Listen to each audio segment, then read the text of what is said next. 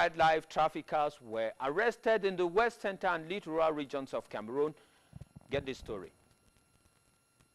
Successful operation on effective wildlife law enforcement in the West region has resulted in the arrest of a wildlife trafficker informant trading in 4 elephant tusks.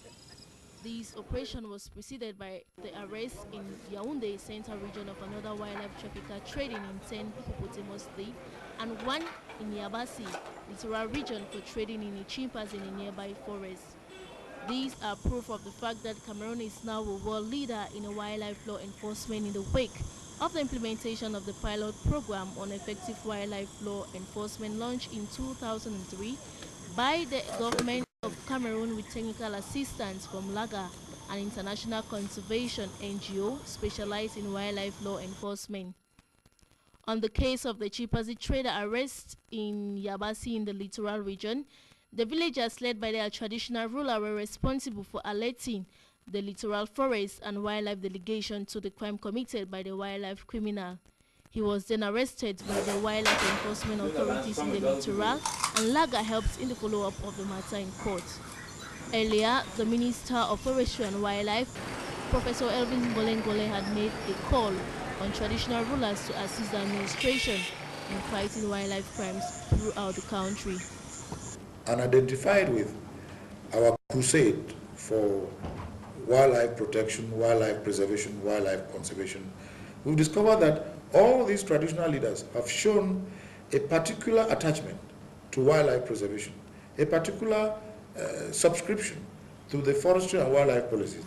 Illegal hunting and its associated illegal trading protected wildlife species is reported to be a great threat to the survival of these species in Africa. Illegal ivory made, for example, is said to be on the boom in Africa as marketing is a push of demand, the starting point for the multi-million-pound illegal trade in elephants. Experts of the Environmental Investigation Agency EI to wildlife trafficking. Fortunately, the government of Cameroon is highly committed in wildlife law enforcement with the strong. So they say ignorance of the law is not no excuse, especially when you are dealing with primates. Be very, very, very careful. Good morning, Nelson. Good morning. The interesting thing is dead or alive. I like that. Yeah. So those who have snake skins in their rooms, so in their even when you see them, it depends now on the category. Good. They say category A to D. If you are found with category A, you are a dead man. Well, this morning we were taking you back. You remember this? Once upon a time. Yeah.